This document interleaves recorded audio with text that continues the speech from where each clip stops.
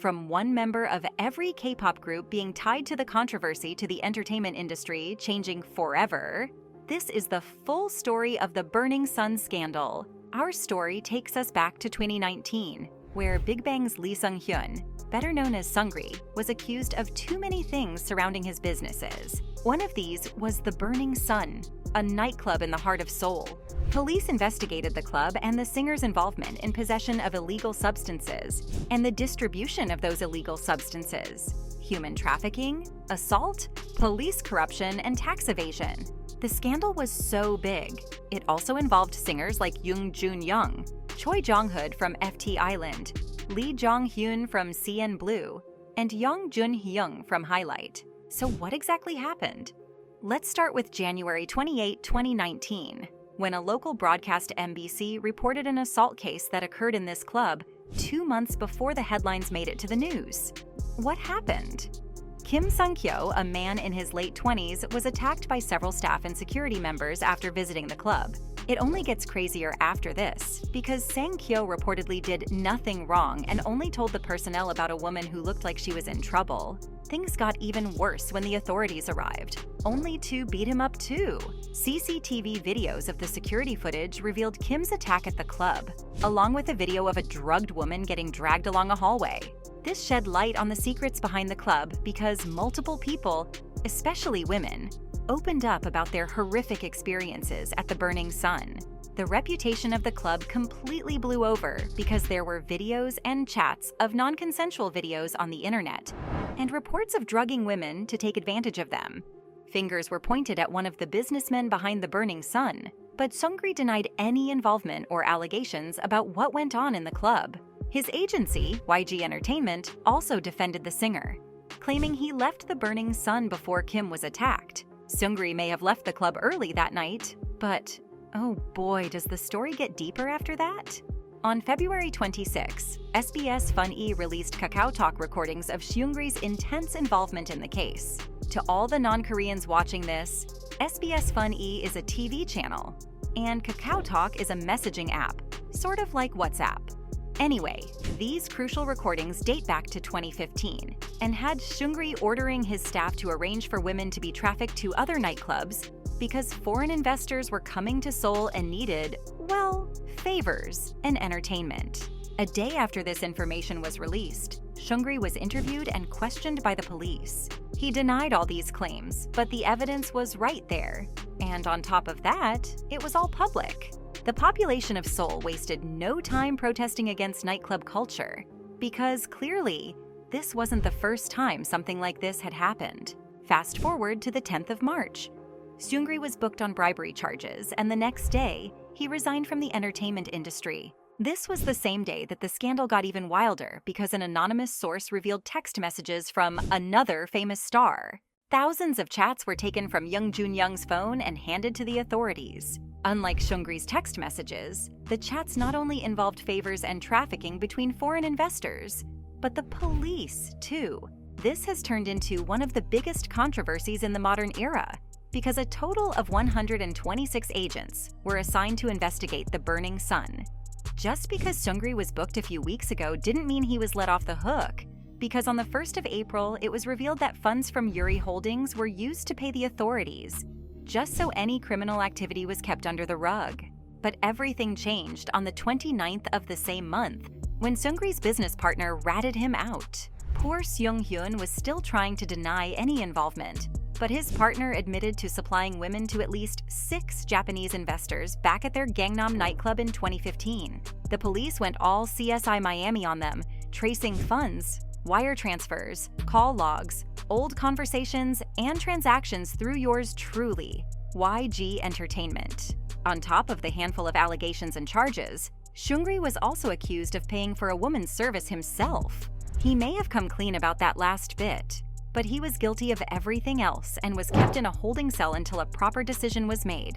Embezzlement charges hit up to almost $1 million, and further allegations involved women from not only South Korea but Taiwan, Hong Kong, and Japan too. On the 27th of May, another star was added to the list of convicts. YG Entertainment's founder, Young Hyun-suk, was part of making arrangements for foreign investors. which he obviously denied ever happening. In the following few months, a lot of people were faced with charges related to bribery, drug use, and abusing power. Even a Gangnam police officer was sentenced to 1 year in prison for accepting payment, and you might be wondering how this could get any worse.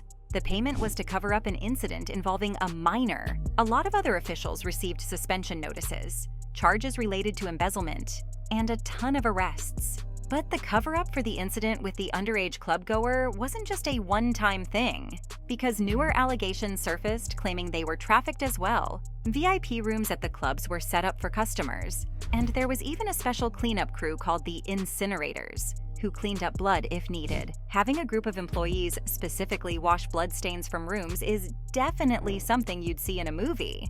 Drugs that were designed to make women vulnerable for men to take advantage of were hard to trace, because they usually leave the body too quickly for any tests to detect them.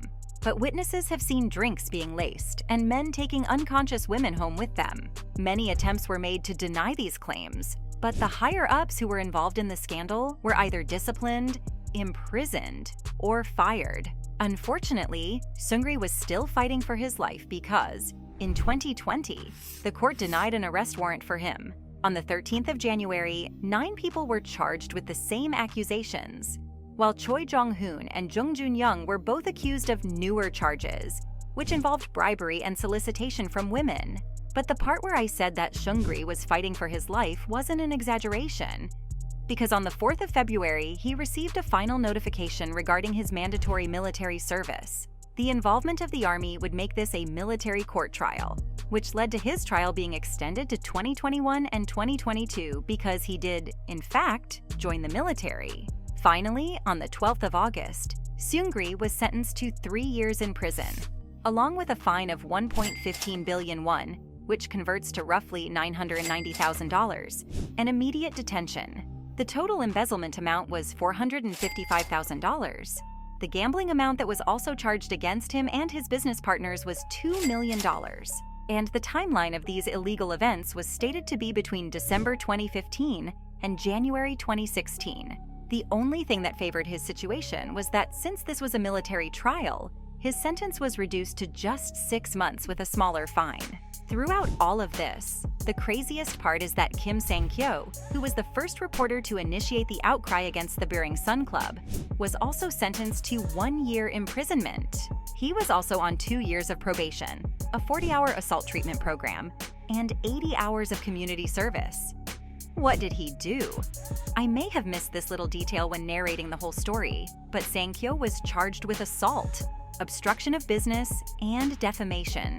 Even if he was as dirty as the rest, it still brought light to the events that needed to be exposed to the public. Because in the end, the entertainment industry was never the same. The public perception, the business side of industry, and the treatment of celebrities were all changed after the Burning Sun scandal. Most fans thought that their K-pop idols were saints and innocent. But turns out that anyone has the potential to be part of something as big as this.